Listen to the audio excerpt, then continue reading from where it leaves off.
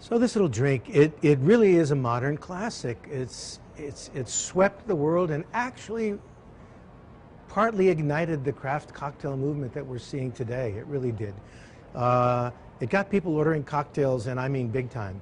There were lots of things that made it happen. And by the way, it started out as a test marketing of Absolute Citron, a flavor that they thought, and one of the first vodka flavors in the modern vodka world, because flavored vodka goes back 400 years. Matter of fact, the early vodkas were all flavored, but this particular flavor they thought would appeal to women.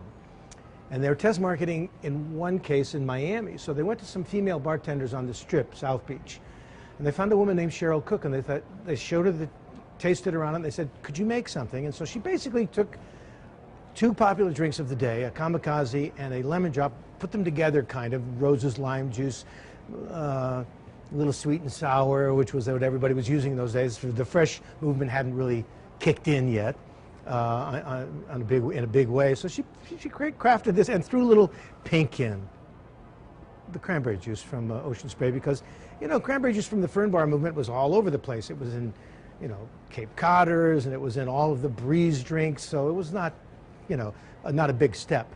But it was pink and it was beautiful and it was still strong. So even a man drank it once in a while. And more as time went on. And then we all know what happened. I mean, it went to the Fog City Diner. That's because media people drank at the Fog City Diner. They had heard about it. So they brought it to the Fog City Diner. The chef there immediately took credit for inventing it. And of course he didn't. And that's where I first had it, at the Fog City Diner in San Francisco, going in with some radio guys who were customers of mine back at the Rainbow Room. Then I came back to the Rainbow Room and I thought, what a great name, the Cosmopolitan. What a classy, but the recipe I tasted at the Fog City Diner was funky. I thought, wouldn't it be good if it had fresh juice and some quality spirit like Cointreau as the sweetener? Lime juice and Cointreau. So I sort of retooled it, only to find out that it was being made in another big New York hangout where the sort of artsy-fartsy crowd used to hang, down at a place called, and it was the Keith McNally restaurant, the guy who did Balthazar later. And it was a cafeteria, and I'm not remembering the name right now, but anyway, it was popular there, and a guy named Toby Cecchini was making it there with a similar recipe to mine, except that I was flaming an orange peel, he was squeezing a lemon peel. We had a few little differences, but basically fresh juice and a good sweetener, Cointreau. Toby went on to write a book called Cosmopolitan, as a matter of fact, not really so much about the drink as about his bartending career. And it's a wonderful book that I recommend to young bartenders. Up at the Rainbow Room, I have all of the Associated Press guys, and they were there for second shift. This was where they took their lunch break.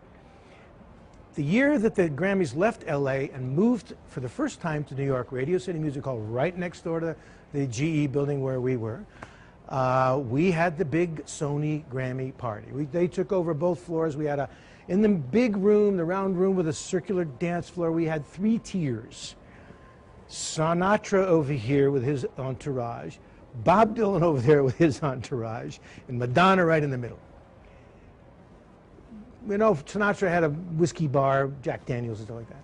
I don't know what Bob Dylan was drinking necessarily. No, kidding. Bob drinking, he was probably doing beers and whatever he drank in those days. I don't remember. But she, Madonna, insisted on having Cosmopolitans. So they're all drinking these pink drinks, and my guy for the Associated Press takes a picture. He calls me later that night and he says, Dale, what's that drink that Madonna's drinking? I'm going to put it out on the wire. I said, here's what I want you to say.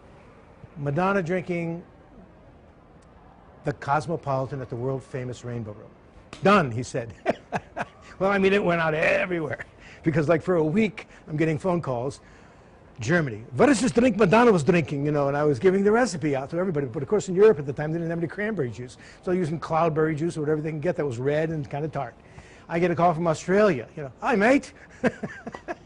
And then Absolute hires me. This guy named John Beach was hired by Seagram's, who owned Absolute in those days, to bring Absolute to the UK. By the way, Absolute was pretty much exclusively in America at the time, the United States. And he says, Dale, I want you to come over. I know that you're this drink, the Cosmopolitan. I want you to come over and make them, and I want you to be a judge in a cocktail contest, and I want you to be a guy over here and do a seminar, you know. So we served 150 Cosmopolitans for this in the Atlantic Bar and Grill, this fancy cocktail bar that Dick Bradsell, the sort of you know, lead bartender in the UK. And I'm flaming 150 orange peels. And the bartenders are like, oh, that's cool, man. Again, no cranberry juice. We're using cloudberry, whatever we had. Then I get a call from Ocean Spray. Would I help them roll out cranberry juice in the UK? I'm like, I love this drink. It's turned into a cottage industry for me by now, right? Not to mention the fact that up at the Room, when I started flaming the orange peel, that sort of this became the franchise. Everybody brought people up. You got to see what this bartender's doing, flaming this. You got to see it, you know. And I'm sending people home with their house parties, how to flame the orange peel, and so everybody thought I invented it. I said, no, I didn't invent it. I had nothing to do with the invention of this drink. There was a woman named Cheryl Cook. By then, none of us had found Cheryl Cook. And my friend Gary Reagan, author, bartender, raconteur, and just an all-around nice guy. He finally gets a call from this woman, Cheryl Cook. I hear you've been looking for me, she says. And he writes a whole interview with her, which he publishes. She said, in fact, she did invent it, and this is how she made it. And she left the business for a while, but now she's back. And now I think she's actually touring the Cosmopolitan, which is lovely, you know. But, you know, Sex and the City picked it up, and then boom, around the world. Everybody wants Cosmopolitans. So it really, still, I think, around the world, next to the mojito, might be the most ordered drink in the world to this day.